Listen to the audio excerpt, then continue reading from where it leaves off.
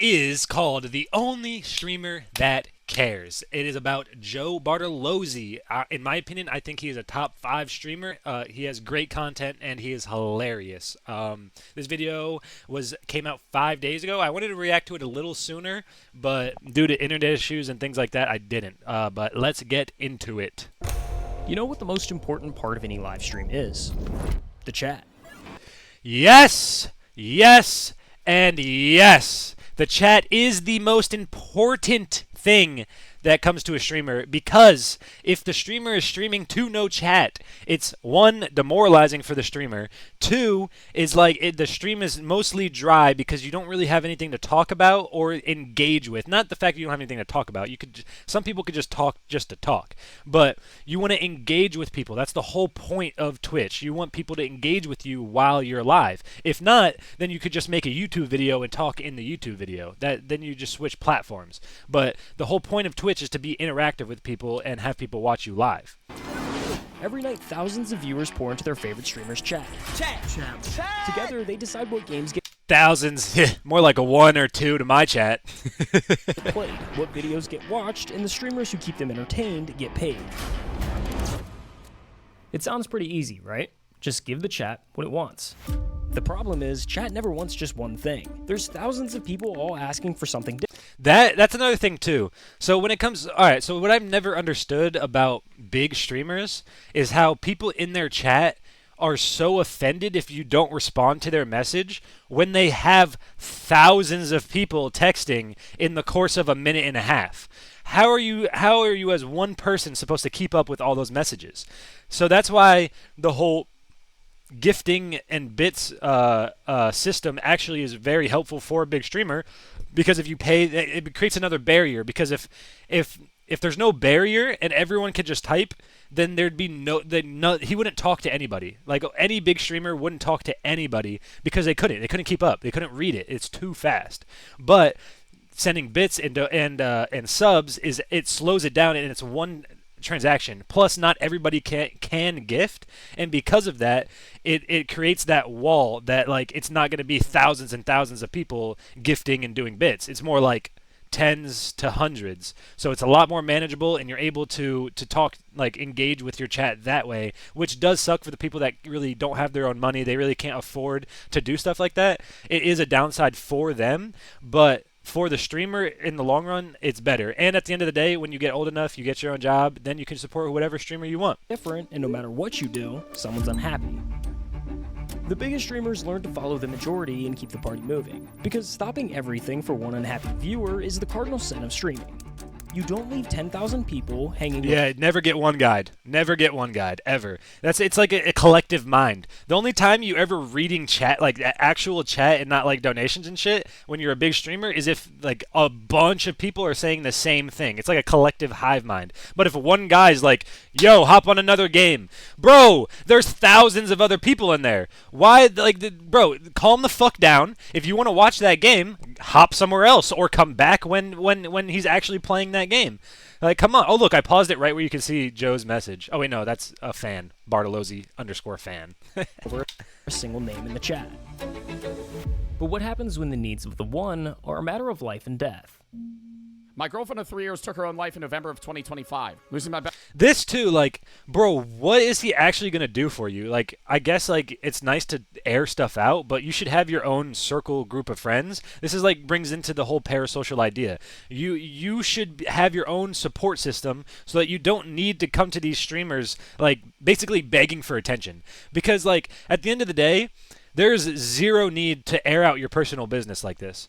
Like, there's zero need for this. And it's not even like he's asking for help. He's literally just saying, my girlfriend of 3 years took her own life, losing my best friend to the person I love the most in the world. That's it. There's no like your streams have made it easier on like for me, like you've been helping me get through these tough times, whatever. None of that. He's literally, this is like an attention-seeking message. Who's to say that this even happened, that this is even true? Like, it's fucked up to say that someone would fake something like this, but you really never know. Best friend of the person I love most in the world. I'm feeling like my life is no longer worth living, and I've been falling into a bad habit of drug addiction, leading me to on MDMA in December. I don't want to be here anymore. This is Joe Bartolozzi, and he's one. Yeah, see, like, he's a streamer, bro. Like you go to a therapist. There's people that are professionals that are meant to help you through things like this, not a fucking Twitch streamer that streams video games and react videos. One of the only streamers that stops everything when someone needs help. If a chatter of mine is coming into my chat saying they're suicidal, I am first and foremost going to read their message. But when you do this, when you make yourself the person people turn to at their lowest, you're also now the one who has to carry the weight of it. Because now you're surrounded. Damn, I didn't see that stream of him just breaking down like that, but it's rough. I mean, like, if you have hundreds, if not thousands, of people coming into your stream every day telling you their fucking life story and how terrible their life is and like these tragedies that happen in their life, you're gonna break down one day. Like, you can only handle so much emotional pressure. Surrounded by darkness. Today I decided to end everything. Got a shotgun, can't find it in me to love myself. Now you're giving away pieces of yourself to everyone around you. People are genuinely asking me to fix their problems. I can't. Now it feels like the whole world is on your shoulders. Now I'm going, oh, if I stop posting, people are gonna start themselves. That's a heavy weight to pick up, and we wanted to know why. Who is Joe? Yeah, bro, he shouldn't have to deal with that. See, the problem is people take advantage once you it's like you give a mouse a cookie. And is it a mouse a cookie or is it milk? I forgot what came first. You give a mouse something and then he's going to want more and more and more and more and more and more. It's kind of how this is. When you come and say like you're here to support someone's mental state, then it's not like, okay, thank you, I appreciate that. It's more like, oh, this happened and this happened and this happened and this happened and this happened. Like, bro, like there's a difference between airing something out and seeking attention. Like, saying something once is cool. Like, you know, you're bringing it to the attention, you're bringing it to light. But as soon as you're saying it over and over and over and over again, that's when it becomes a problem, and you're attention seeking. He is not a trained professional. He is not here to fix your problems. He's here to entertain you. Like, if he were to say, I hope you don't get therapy, then yes, it would be fucked up, but at the end of the day, he wouldn't be in the wrong because he's an entertaining streamer, and even he goes through hypothetical situations all the time. Nothing he says is supposed to be taken with a grain of salt, except when he's serious like he is right now. He's 100% genuine, but sometimes he makes jokes and people don't think that they're actually jokes. Like, bro, like you gotta actually use your brain and do the right things you need to do. Stop coming into random people's chats and airing out your problems. Go to a therapist, find your support group, find your friends, find your family, whoever. You need to find someone, not a fucking Twitch streamer that has thousands of people watching them at all times. Joe Bart, and why do you care so deeply about some of the things that you do? Which is maybe a little deep for 10:30 in the morning, but No, it's all right. Joe Bartolozzi was born on February 6th, 2002, and grew up in southern New Jersey. Joe wasn't the kid you have picked to become famous online. He was the small, quiet kid, the one getting picked last for everything. I was kind of like the lanky kid that didn't really know how to control his body, so that's why I was picked last. But by high school, things started turning around. He hit his growth spurt, got into lifting, and went from being the kid nobody He really doesn't look much different. Like, he kind of just like grew into his body, but like he really, I mean, obviously he has more muscle now, but like his facial structure, everything's like the same. picked to a legitimate athlete. So, by 2019, Joe's a track athlete at a Catholic prep school in New Jersey, working part-time at a GNC, heading towards a completely normal life. And then a Chinese tech company bought a dying lip-syncing app. TikTok is the latest app to capture the attention of teens and young adults. Bro, if I got into TikTok earlier, man, I was posting TikToks to Instagram before TikToks were a thing. I was literally posting every other day. I made an Instagram account. This was before TikTok came out. I made an Instagram account called Daily Bullshit Talk. No kidding. It's still live. I stopped posting on it, but I was posting multiple times a week, and it was literally just stories of my life, like insane, crazy stories. Like I've told a couple on stream, but like I've told a lot of people I've lived 10 lives. I've experienced almost everything there is to experience in life. And it was all crammed in a few years, and it kind of sucks because like I was just been through a shit ton of stuff in a short amount of time. But Yeah, no, I talked about a lot of different like things, a lot of different stories that happened to me, and all of them you were limited to a minute. You couldn't go over a minute. So sometimes I would record, and I'd have to redo the entire thing to squeeze it down to a minute. So half of the stories I told, I couldn't even give out the full story of what happened. But it actually is a pretty valid thing I was doing. But I just, if I was doing that to TikTok when it first came out, I feel like it would have blew up. But because I was just posting to Instagram every day on some random account, of course, like it's not going to gain traction. There was no such thing as Reels at the time. You couldn't just scroll through like it was like your followers feed. Like back when you'd fucking scroll and you'd end. You would scroll eventually and then it'd say couldn't load anymore. Like you literally got to the end of the feed. Now it's infinite. It's impossible to scroll to the end. You're always scrolling until you get to the end. Hold on. I need to check my mic setting. Everything good? Yeah, okay, everything's good. I thought my mic was fucking up for a second. My bad. Okay, let's get back into it. Across the world. A Chinese company called ByteDance bought the relatively dead app Musical.ly. They gutted it, rebranded it, and on August 2nd, 2018, TikTok officially hit the App Store. TikTok. Now, early on, TikTok was mostly just the same creators who came over from Musical.ly. So all of those cringy lip sync videos and the reputation that came with them carried straight over.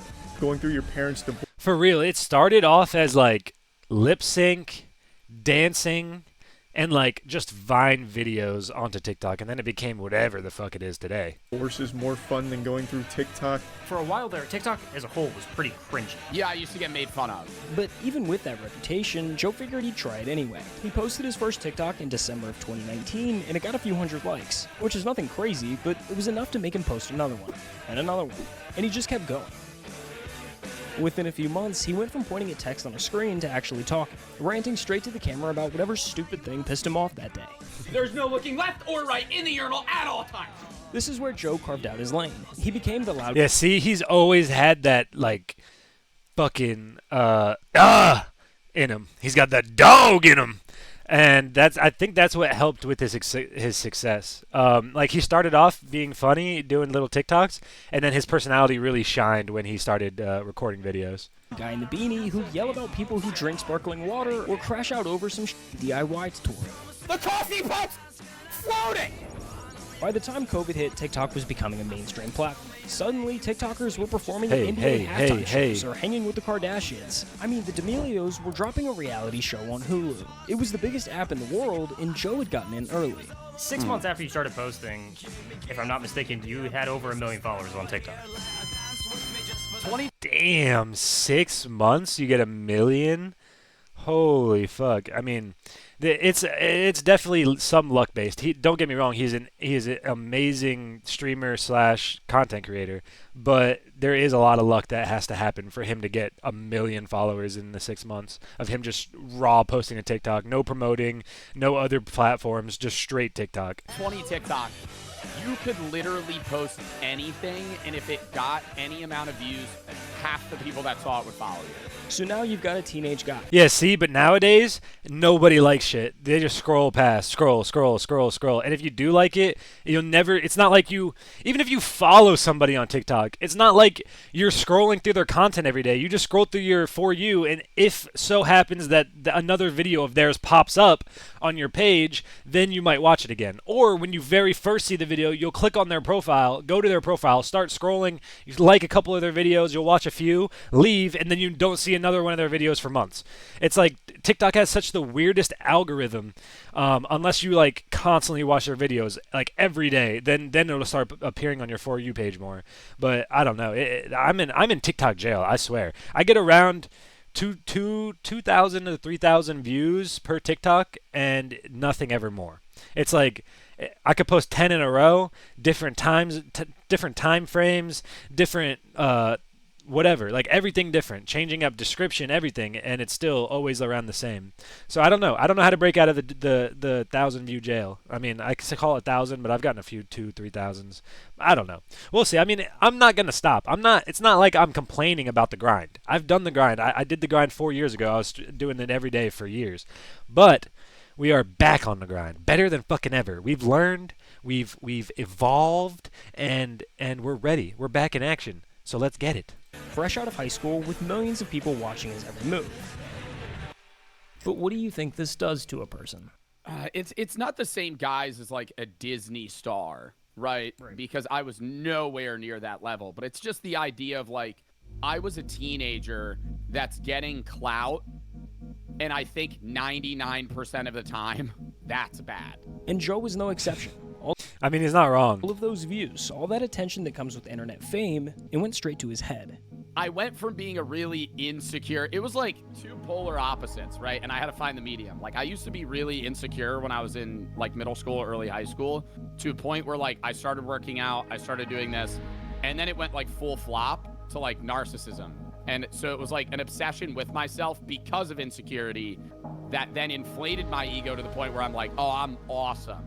And you can see it in the content from that era, the captions. Yeah, but I feel like that would happen to almost anybody because, like, bro, you've been insecure your whole life and all you've wanted was to be, like, just happy with yourself and just, like, accepting of who you are. And so once you yearn for that and you start getting tastes of it, you want more and more and more and more and more. And then it becomes to a point, like he said, where he becomes a complete narcissist. But I think he's done a really good job of balancing. I think he's done well with his fame. I can't say that about a lot of other streamers / content creators, but I think he does very well with himself. The attitude, the way that he carried himself. So this is my proposal for any women out there that would like to participate in the holiday but don't have anybody to assist them. I'm here. This is the version of Joe that Joe National Suck Day. doesn't like.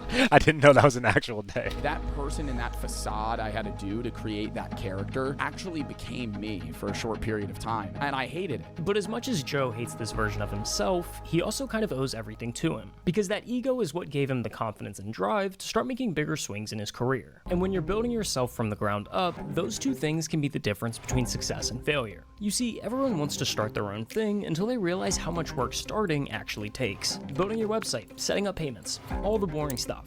And most people don't quit because the idea was bad. They quit because the setup got in the way. No But now ad. back to Joe and the business. You thought you were gonna watch an ad. You ain't watching no fucking ad.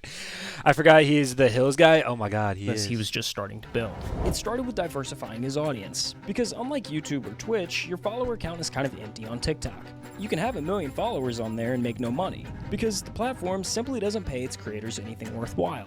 Like, I was probably making like, what, 10K a year? I was making like... Yeah, I'm not like... I would never try to make money on TikTok. TikTok is just strictly used to bring to other platforms. Less than minimum wage. So, in the summer of 2020, just before starting his freshman year of college, Joe announced his first ever Twitch stream. I'm going to start streaming video games on Twitch in a day or two. He started moving viewers from TikTok to Twitch, where he'd stream games like Rocket League and Fall Guys.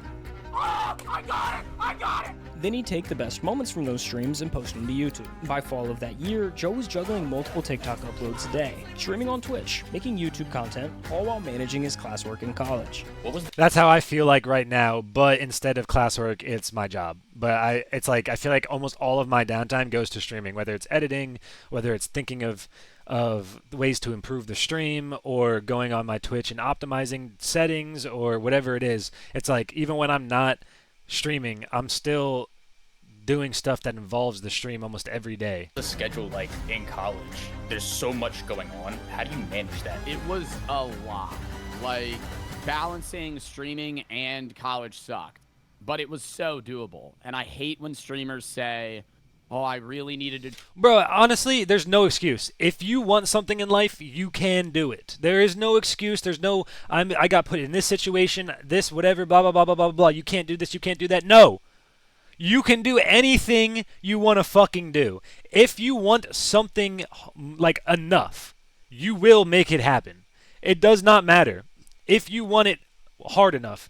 If you don't succeed, at least you tried. But it will happen if you have enough dedication, because you could fail 100 times, but you're going to keep getting back up because that's what you really want to do. Most people, they get knocked down once, they give up. They got knocked down twice or 3 times, they're definitely giving up.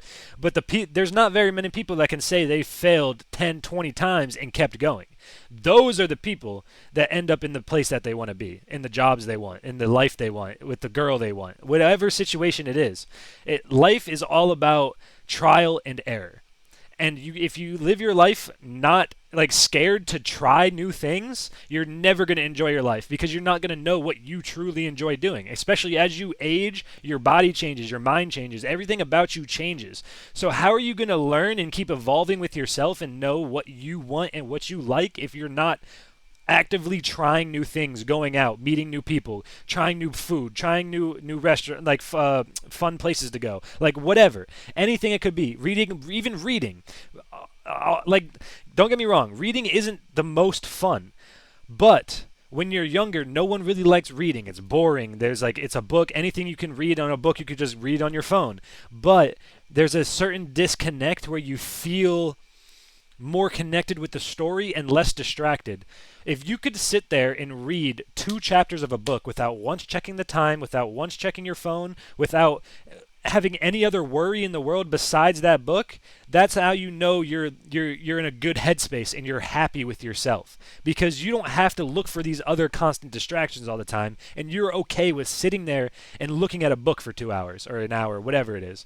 And that's why a lot of older people end up reading, and also it helps with keeping your knowledge up and your vocabulary and things like that, your grammar, everything. So in all honesty, reading is one of the best things you could do for yourself, health-wise, mental health-wise.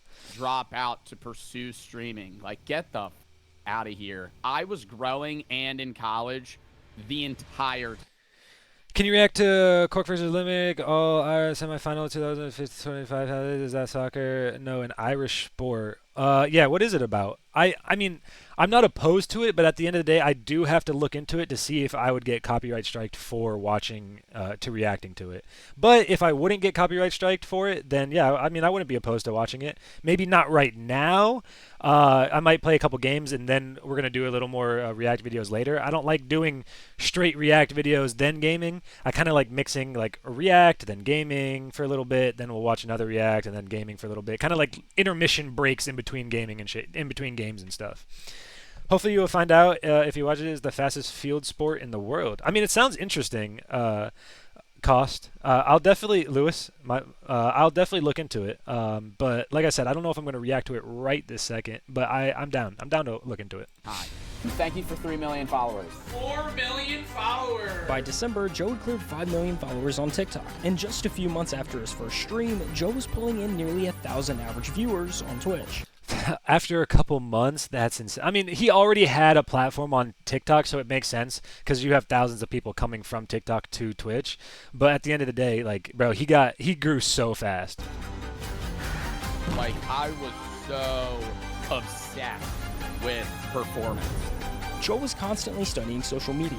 I mean, you have to be obsessed with performance because, like, if you're not, then your stream's not going to grow. You're not going to get anywhere. You're just going to be stagnant. You're going to be stuck. That's why you always have to constantly look for improvements and things you could be doing better. That's why I'm always up for suggestions and things that I could be doing better with my stream, or even videos to watch that people would want to watch, like Mr. Lewis is recommending. You wouldn't, but don't take my word for it if you don't like it. I'll appreciate that. I appreciate the heads up. But yeah, I'll look into it.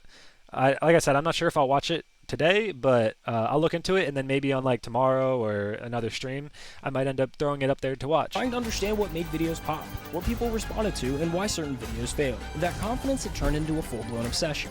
But because of it, Joe was starting to not like the person he saw in the mirror. This is what happened to me! Oh my god, but I think he found his way through it, but I had to stop streaming. This was 2 years ago. That's why I just fucking came alive a week and a half ago, or a week ago, whenever I came back. I was streaming 4 years ago, like, every day for years, but I got so burnt out because of all the editing, all the posting, the streaming, it was not even the videos and editing. Mostly it was like energy levels. So like as a streamer, you have to hold some sort of energy throughout the entire stream to keep people engaged and entertained, and like you have to constantly talk. So having that energy 24 hours, or not 24 hours, I was probably streaming like 8 to 10 hours a day. So 8 to 10 hours a day, every day for like 2 years straight is exhausting. That's why now I've learned I've taken more days in between streams. Like I probably do 3 to 4 streams a week now, but back then I would do 6 to 7. So I'll do 3 to 4 now, and then I'll do like 3 to 4, sometimes I'll say 3 to 6. We'll say 3 to 6 hours of streaming. Because right now, I don't need to stream for long periods of time. What I need is to start making content, start clipping content, posting to YouTube, to TikTok, things like that, so that the word gets out more of my stream. More people can come, tune in for a little bit, dip, whatever. Like, obviously, I'm not going to fucking gain 100,000 fucking subs to by tomorrow. I'm not expecting that. But it's all a slow growth. I've already done this before, so it's just a new learning curve. Because before, I was strictly doing Call of Duty content. And then now I'm doing like reacts and variety games and stuff like that. So I've branched out of my Call of Duty cocoon because I was just I only played COD for my whole life. I was really good. I've played pros, beat pros. Like, I was at another level in COD. So that's why I thought people wanted to watch. But now I'm starting to grow a little audience that likes me for my personality and not just my skill in the game. So it's nice to have that balance of people that like you for the competitive skill and the people that like you for your personality. It's kind of cool. It's like I'm like fucking Miley Cyrus. I'm got the best of both worlds. It's cool. I like streaming for people. It's fun. And then like you, Lewis, yesterday you didn't know I existed, and then look, here you are in my stream, just some random fucking dude with 4 viewers. Like, you could have been eating a fucking banana right now, but instead you found me, and I appreciate you for tuning in. For no matter how long you're in here for, any support's good support. So thank you so much. I'm trying to map out where the ego kind of starts to disappear versus, like, was there a low point, a moment where you're like, holy, I gotta change? Yeah, I don't think there was like an aha, right? It wasn't like a light switch flip. It was more over the span of like a 6-month period where I was like, I'm kind of being a dickhead. Yeah. Coupled with a variety of things. So I don't know if you can include this in the video. That's up to you. I tripped on mushrooms for the first time, like, and I hate when people talk about like that being a... Okay, before he gets into what he's about to say, mushrooms. I have done mushrooms before, several times. I've done it 4 times in total. I had a bad trip one time where like it literally felt like torture. I wanted to die and the world was going to end, and it was like the worst feeling in the world. But the only reason I even had the bad trip was because of the situation I was in, the people I was with, and the mind state I was in at the time. It's a hallucinogenic drug. So basically, it alters your mind. So if you're not in a good mind state, headspace, or if you're not around people that you can trust or you're familiar with, then it's not going to end well. It'll be a terrible trip, and it's like almost like torture. So if you're smart, I'm not saying to do it, especially if it's illegal in your state or country. But if by some chance, hypothetically, if you were to do mushrooms, you would need to make sure you're in a familiar place, as in like a house that you've been to multiple times before, or some place that you feel safe. No, you don't want to do it in some random fucking city or some in the middle of a town square or in a grocery store or some stupid shit like that. You want to be in a house, in some type of home, because it's gonna last fucking 6 to 8 hours. Okay, and when you do it, hypothetically, if you were to do it, it tastes like absolute dog shit. You have to prepare yourself. It's going to taste awful, and you're going to have the feeling like you're going to throw up the whole time.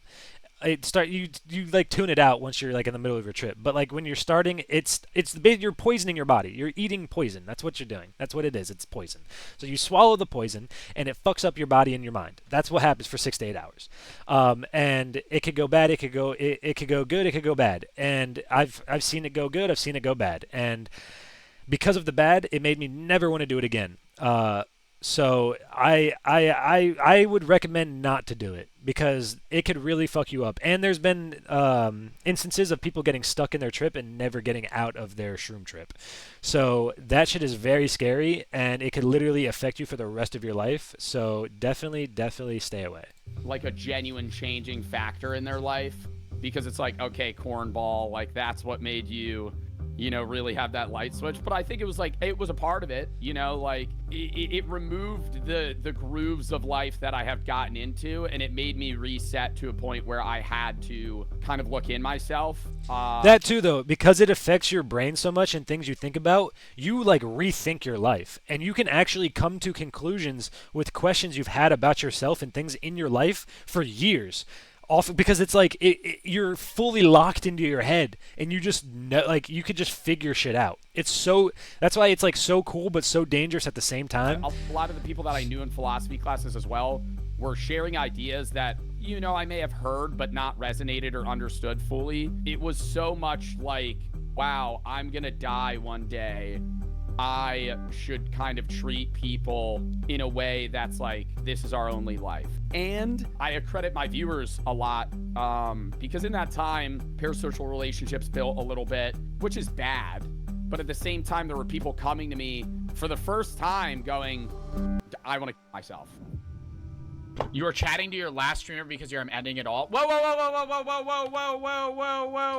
Yeah, see, and that's fucked up to put him in that situation. Like, bro, you're telling someone you're gonna off yourself in their live stream chat. Like, bro, that's fucked up. Like, bro, you need to seek help somewhere else, not in a Twitch stream. Whoa, whoa, whoa, whoa, whoa. If there was a moment of like lock in, it was that. What happened? One of my subs just said he's gonna himself. Dude, do you need help? Because I was going, yeah, even though I'm 19, you know, there are people that actually look up to me in a way that's like, I need to be better at. Life is the best thing that will ever happen. No matter how bad it can get, life is amazing. Now put yourself W advice. I mean, that was very thought provoking. He gave a lot of details there. It was fucking phenomenal advice. in that chair for a second. You're 19 years old. You started streaming to play video games, to have fun and make people laugh, and somebody you've never met just told you they're planning their own death. And out of everyone in their life, they picked you to tell. I feel like no one cares, and I want to end it all. I have a date planned, so you'll probably never see me again. I want to say you make me laugh a lot. I'm going to kill myself October 2nd, and no one will remember me. And this kept happening. Joe would go live, and sooner or later, someone... And then that's the thing. You give the mouse a cookie. Now anybody and everybody is gonna fucking do it. Now is gonna say shit like that to him because they opened up the door and he acknowledged it. He sat there and he helped him. At the end of the day, the first person that came to him probably was telling the truth. I'm not gonna lie. He probably was telling the truth of how he felt. And Joe basically opening up the can of worms of helping him is basically just advocating anybody and everybody to do the exact same thing he did and expect the same result. But he can't give you that same result, especially because he was a lot more connected to his chat back then because he had less viewers. Now there's so much noise and view in his chat that he can't even keep up with shit like this. show up in a genuine crisis, typing their darkest thoughts into a Twitch chat. Don't want to be a mood killer. I just want to say my family basically bullies me every day, and I can't get them to stop. I've been thinking about suicide a lot. When Joe first started getting these messages from chatters, his initial response was the same as anyone with the hearts would be. He wanted to help. Both on stream and off of it, Joe took the time to talk with those viewers, getting to know them on a personal level and giving them real advice just like you would with a friend. You guys mean the world to me. If you need help with something like that, I can try my best. So that's why I'm kind of chilling or pausing the stream for the last like 15 minutes to talk about this because that's important. But there's a harsh reality that all streamers have to learn eventually. Your viewers aren't your friends. They can't be. I have had probably 20 people come to me about themselves. Yeah, see, this is what I'm talking about. It starts with one, and then now there's thousands of people. So now there's going to be 10, 20, 30 people that are going to do it. And it's like, it gets to a point where there's going to have to be fucking Twitch stepping in and banning people, or his mods banning people. On live. The first 2 times it's happened, I have tried to like help them, and then it just ended badly in terms of them getting parasocial towards me and then nonstop coming to me. You see, the relationship between a streamer and a viewer is way more complicated than a normal friendship. When you spend hours watching someone through a screen, day after day, your brain starts doing something weird. You pick up their sense of humor, you learn their opinions, their moods, what makes them laugh and what sets them off. You come to know them the way you'd know a friend, except they have no idea you even exist. Yeah, this is scary too because this brings in like stalkers and shit. This is what's called a parasocial relationship. and it can be a dangerous thing. Now a scary home invasion as 3 masked intruders with guns grab a popular influencer by the hair demanding money. 3 guys came into my room, turned all the lights on, and then they had the gun pointed at me. Yeah, being a girl streamer would be probably fucking terrifying. I can't lie to you. Like an attractive girl streamer. While most parasocial relationships don't reach this level, there's always a possibility that it can. 3 popular Twitch streamers face a terrifying encounter while live streaming along the Santa Monica Pier. I'll kill you right now. I'll kill you right now. Oh, shit. If the streamer leans too far one way, they might come across as uninterested or cold, but lean too far the other, and viewers can mistake an occasional reply for friendship. Please stop following me. It's getting weird. It's getting strange. I don't know you, okay? So please leave me alone. That's where things can take a turn for the worst, because now that attention can turn into expectation. And when the expectation of a response to the next chat isn't met, it can feel less like being ignored by a streamer and more like a betrayal by someone that they thought they knew. It's a weird parasocial relationship that forms, and you're not even aware that this person is forming that typically until they're like about to show up, or they do show up. The gap is hard to manage, which is why most streamers keep a barrier up around the heavy personal stuff. My sis is dead. All right, let's try and keep it positive. Please don't talk about side of my chat, please. This is something I just don't like to hear or talk about, you know? And you can't really blame them. At the end of the day, streamers are... Yeah, that's what you have to do. Like, it's sad, but you're not their therapist. You're not there to help them. You're there to entertain. You're not there to get people through their problems. You might inadvertently get people through their problems, but that's a byproduct of you streaming. But it shouldn't be a requirement that you have to help them because they send you $3. You're supposed to entertain. At some point, there has to be a boundary between caring about the people watching and becoming It's like walking up to someone random on the street, handing them $3, and saying, "Hey, man, can you be my friend? I really like you. I've been watching you from across the street. Like, I see you. Like, you live under the bridge over there, right? Yeah, man. I've been watching you from my window for the past, like, I don't know, year and a half. And I just wanted to give you this $3, man. I want you to be my friend. I want you to sit there and talk to me every day and hold my hand, and maybe we can go to like the carnival, ride some rides. Like, come on, man. Here's $3. Like, bro, come on. Like, do you not have friends in real life? Like, you should know the fucking barrier between a streamer and an actual friend. Like, they're not your friend. It's like an actor. An actor's not your friend. You watch them on the movies. You don't think they're your friend. Like, just because you can interact with them doesn't mean they're your friend. Responsible for everything that they bring into the chat. They become too attached to you, where they see you as an actual friend that they have. So I feel like that is kind of a boundary that you have to set as a streamer. But it's hard to gauge where that line is. Joe had every reason to draw that same boundary. He'd answered the heavy messages, taken conversations off stream, and learned what could happen when things become too parasocial. See, that's something you can't do. As a streamer, you cannot talk to any viewer outside of the stream. Like, no texting, Snapchat, Instagram, none of that. You are their entertainer. You're not there to talk to them, be their friend. But so, like, it is a little on him in that aspect of he entertained it, but at the same time, he was just doing what he thought was right. The first 2 times I helped somebody with, like, issues, they just kept messaging me. And then they like got upset when I stopped messaging. Yeah, it becomes like a stalker. Them, so it's more so of that issue. But mental health meant too much to him. Ignoring somebody who might not make it through the night was never a choice he could live with. After those early mistakes, Joe implemented 2 important factors that would eliminate those odd parasocial dynamics from coming into the picture. For starters, he removed any one-on-one interaction. All conversations with chatters were strictly held on stream from the Twitch chat. I've prepared to go, tired of waiting for things to improve. You are my escape. Thank you, dude. If you're saying you're gonna kill yourself, don't. I know this was 10 minutes ago. I hope you're still here. And second, but most importantly, he made the pivot from trying to be the help himself and became the middleman. Fine if you're depressed and you want to come to me for advice, but when it comes to the gravity of seeking an expert is better than seeking Joe Bartolozzi, a Twitch streamer, TikToker. You know. Not to mention, not only is he a TikTok streamer, YouTuber, or whatever, he's fucking 23. At the time, I'm pretty sure when this happened, he was like fucking... the first time they said it was 19. So he's fucking 19 years old, and you're coming to him about something heavy like this? Bro, this kid doesn't know. He hasn't even experienced life. He hasn't had enough of life experience to really know how to even help you in this situation. He can help you to the best ability he knows how in that exact situation, but he really can't do shit for you. And I don't understand what what these people are expecting to get out of these streamers. What I mean? For those who came into the chat looking for help, Joe was there to give them a few encouraging words and push them in the right direction. I've had not so good thoughts, if you know what I mean, and listening to your advice and others has helped me even during those hard times. If you ever have thoughts, reach out to somebody, genuinely. Go to a therapist, psychiatrist, talk to somebody that can help you. It's not the answer. Like, there's only so much I'm able to do as a creator, especially seeing that I don't know the person. So that's why I try to do the charity streams for, like, 988 or AFSP or Trevor Project. We're doing reactions today. And it's a charity stream.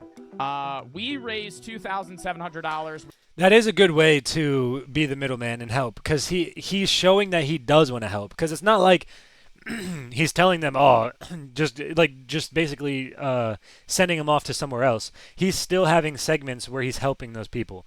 So he's still staying true to himself in that way. Which was matched 3x by the Melinda Bill Gates Foundation. So dub in the chat for that. Goes to a good cause, saving lives. And for a while, this worked pretty well. While it seems kind of small, Joe's brief but encouraging words were actually making a difference in people's lives. I've been subbed for a year now, and I want to say thank you for helping me through this past year with having to deal with my grandpa's suicide and my own personal problems. You're definitely my favorite top streamer, and I hope you never stop. But by the time Joe graduated college, things had started to change. His viewer count climbed to some of the highest in all of streaming, and managing the expectation of that many chatters is a totally different beast. Like, right now, I average 10K. Chat's horrible. Yeah? Yeah. I gotta lock in. I want to get into the videos. I'm starting to get stressed the f*** out. I'm starting to get stressed. Taking his shirt off. I would have done the same shit. Fuck it, I'm taking the onesie off, bro. Like, if I ever have 10,000 people in chat and they're all tweaking, I'm ripping the onesie off, bro. I'm running circles around my apartment. I'm getting some energy out. I gotta calm the fuck down. I could tell this was going to happen at the start of stream when I got like 9 messages just unloaded onto me. With this many viewers watching, Joe found himself caught between two groups that wanted completely different things from him. Because on one hand, some viewers felt that he wasn't doing enough to help. I guess even my favorite streamer doesn't care about me. Lame comment. I have 5,000 people in my stream that are spamming right now. I'm also playing a video game, and then I don't respond to you, and you pull this guilt trip here. But on the other hand, there was a totally different group of viewers that were tired of the stream constantly stopping. Jesus, dude, I like watching your streams, but when you go on rants like this, that's all you do all the time. That's annoying. Play the game. Do me.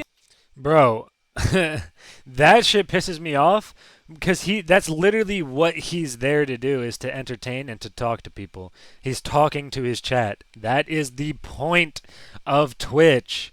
Literally the point of Twitch is to talk to chat. Do me a favor and never watch me again. Do me a favor and go f*** yourself. No matter what Joe did, someone felt ignored, and the messages were starting to get more demanding. Early on, people would briefly mention that they were struggling, and Joe would offer a few words of encouragement. Now they wanted more. Like, every stream, it's been getting more and more and more and more, like, involved, where people are genuinely asking me to fix their problems. I can't. I'm sorry. But the hardest part was figuring out who genuinely needed help and who was only looking for attention. How do you balance keeping everybody happy? I'd say 60% attention seekers, 40% actual people struggling.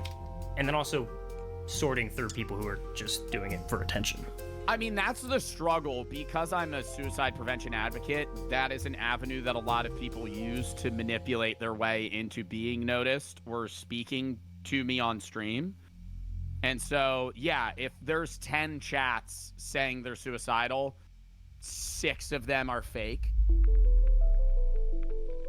Yeah. Whoa! Out of 10, 6 are fake? That is exactly the statistics I said. 60% are fake. 40% are real. That's literally exactly what I said. I fucking pre-fired that shit. Yo, why don't you react to EWC? I could react to EWC, but the only thing is EWC is a fucking all-day event. I'm not just doing reacts all day. I mean, I could tune in for a little bit, throw it on for a little, but I'm trying to branch out as like a variety guy and get away from COD. COD kind of died. And it honestly, I don't think is being revived. I'm not saying I'm never going to play COD. Of course I'm going to. Every year I'm going to buy it no matter what. But it's pretty much dead, bro. Even when they come out, it's fun for the first 2-3 months. And then after the first 2-3 months, it's done with. By that time, and they take fucking 4 months to release ranked play. Like, bro, what are we doing? What are we fucking doing? When was it okay to release unfinished games? All the games that come out now are fucking unfinished, and it's like you need a million updates. It's just, it's fucking stupid. I've just made it to grand finals for UWC, beat Thieves 4-2, you're not wrong. All right, bet. Oh, they just made it to grand finals? All right, I'll tune in for grand finals. Might as well. Fucking watch a little grand finals action. For UWC, beat Thieves 4-2. That is tough, though. Will they win EWC? I don't know. I don't even know who won champs. Was it Thieves? Thieves won champs, right? It was Thieves. Yeah, I'm pretty sure. Because I do so I didn't really watch. I saw like some highlights and shit. Oh, it was FaZe. That's what it was. I knew it was some sort of red team. much mental health advocacy, the amount of people Bro, the fucking roster change was insane this year. that come into my chat and fake being was absurd. I had one chatter that came in and they say, hey, I'm the mother of so-and-so. He took his own life. I just wanted to let you know you were his favorite streamer. I'm sorry that he took his life. I don't really know what to say. I'm sorry. I hope you're all right. I'm sorry for the loss of your son. Ugh. Come to find out, they come back a month later and they're like, my brother typed that, banned his, blocked him. You're the chatter? I knew that. It's always the brother. It's always push the blame on someone else. Always, always, always. It's never their fault. Oh my God, it's someone else. It was my mom. It was my dad, my brother, my sister, my dog, my cat, my fish, my turtle. It was someone. Never, it's never your fault. No one ever takes accountability. Bro, I'm banning you, man. That's first time in COD history. Optic was in every grand finals this year. First time in COD history. Damn, I didn't even know that they were in every grand finals. What the yo? They've been frying. Holy shit. weird as shit. This leaves Joe stuck making a decision that's difficult to get right. If I'm being honest, I think a large portion of people that come into my chat and say stuff that's idle are lying. But I have to treat them all as if they're real, because then I could, on an off chance, not take somebody seriously that is serious. And that's the worst. Yeah, that is the hardest thing to navigate. You don't know who's lying and who's telling the truth. And if you say something to the wrong person, they could end up, ending it. And that would be, and if you found out about that, like in a news report, through your chat, linking something or whatever, that'd be like demoralized. Like, bro, that would kill me as a streamer. Holy fuck, I'd be so hurt. Worst thing you could do. Ignoring the wrong message.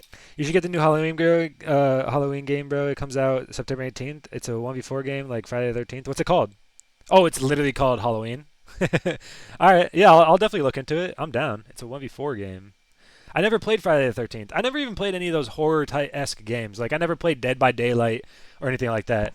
I'm starting to get into more, like, niche games. That's kind of what I want to start doing, because I was only ever into mainstream games like COD and Fortnite and, like, the fucking biggest games out there. Could have serious consequences, but responding to every message was impossible, and the pressure of trying was beginning to wear him down. I feel bad, and I've talked about this. It's like, I wish I could help, but, like, sometimes I can't, Like, there's only so much I'm able to do as a creator, especially seeing that I don't know the person. But there's one message that weighs on Joe the most. It's one that he's heard over and over again, that for some viewers, he's the only reason that they're still alive.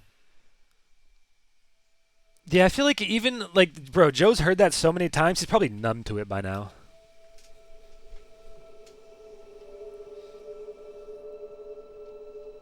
You were there when my dad passed. You saved me from ending my own life more than anyone should.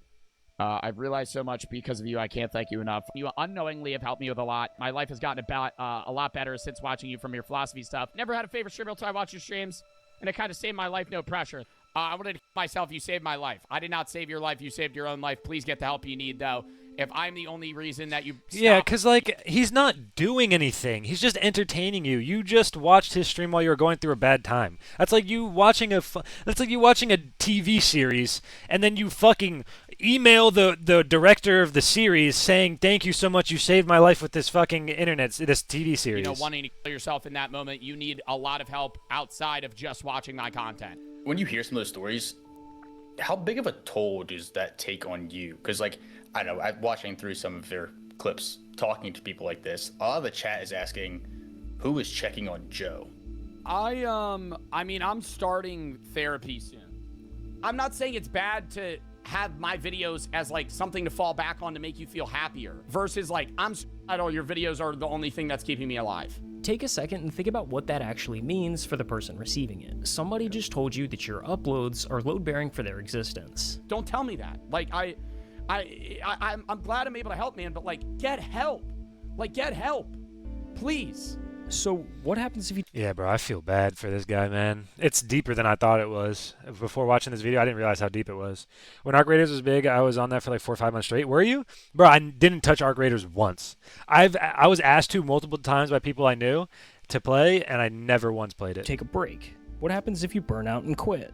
On some level, Joe now feels like he has to keep posting, because somewhere out there, somebody's hanging on by his streaming schedule. There will be people that will like come to my chat and they're like, hey, you prevented me from killing myself because I saw one of your videos and it made me laugh. On surface level, that's great. If you're me, now I'm going, oh, if I stop posting, people are gonna start killing themselves. And beyond the pressure, there's the sheer exposure. See, but that's not how it goes, though, because it'll just find something else to fall back on. It's not just you. They say that because they in the moment kind of think that's how it is, but in reality, they just found that in that moment. They could have found any other video, any other streamer, any other fucking movie, TV series, whatever, and been gotten through whatever they were getting through. They just needed to hear the right thing. To darkness. Joe's DMs and chat are a constant stream of people's lowest moments. And when you're surrounded by that much pain for that long, it eventually starts to get in. That's like the one thing is the emotional drain, I guess. Like I put a lot out. After every stream, Joe sits there for an hour just coming back down from what the job took out of him. Like when I'm done stream, I get off, I literally sit there in like silence for maybe an hour. I need like time to decompress. Bro, I mean, don't get me wrong. I'm not even trying to compare myself to him because he's way, way more popular than me. Obviously, I'm not popular at all. But I kind of feel the same way. It's because there's so much going on and like you're interacting with all these different people and then for like just constantly compact back to back to back to back to back, constantly action. Entertainment. So as soon as the stream comes off, it's like a wave is just like, oh, I can relax. I don't have to entertain. I don't have to like, I could just decompress, relax, and it's like you just sit there and just like fucking bask in it. Maybe watch a video, eat something, relax. Like it's like you don't even feel like doing anything. It like drains your energy because you use all your energy fucking being uppity for 6 hours for the stream. Just because that is a lot at times. It takes a toll, and I've gotten used to it, but it kind of builds. Like I'll be good for a month, and then there'll be a week where I'm just like not there emotionally, I guess. And that's like a problem. So the obvious question is, why keep doing it? Every other streamer proved you can just let the messages scroll and the career survives. Joe could put up the full wall tomorrow and nobody could really blame him. I'm not sitting here acting like I'm some role model, but if people are going through stuff and I recognize that they're watching my content to help them, that I want them to have some sort of guidance of redirection to be better themselves and also better their own mental health in a way that's good for them. Joe did the math and decided helping people is worth what it costs him. I enjoy making people happy more than the other aspects of the job. And that's what enables me to deal with this too. Like a lot of people are like, oh, push through the negative because you make money. I think I push through the negative because I can affect people more positively here than any other job that I could possibly be doing. But once he saw what his platform could do for people at their lowest, walking away from that stopped being an option he could live with. Thank you. My mom was diagnosed with cancer about 9 months ago. Sorry to hear that. We would watch your videos and streams. We loved your philosophy streams. She also majored in philosophy. Really? A week ago, I found out she has two more days to live. One Wow. of the final things we did was watch one of your YouTube videos. Your videos remind me of good memories. She passed away yesterday and you helped me cope. Holy Just shit. wanted to say thank you. Like that shit is so heavy to fucking drop on him. Like shit. So much. You help more than you'll ever know. Oh my god. Yo, that's just gonna make me cry. That's just gonna make me cry. It's a weird job, Fuck. dude. It's a weird job in social media. There's a lot of but it's one of the most like rewarding experiences. just to be able to be someone to help other people is something that I want to do. Yeah, the money's good. Yeah, it's fun to play video games and shit. But, like, on a deeper level, dude, being able to make people's days is, like, genuinely what I want to do. And I'm glad that I can. There's no outro. There's no outro. It was just the video just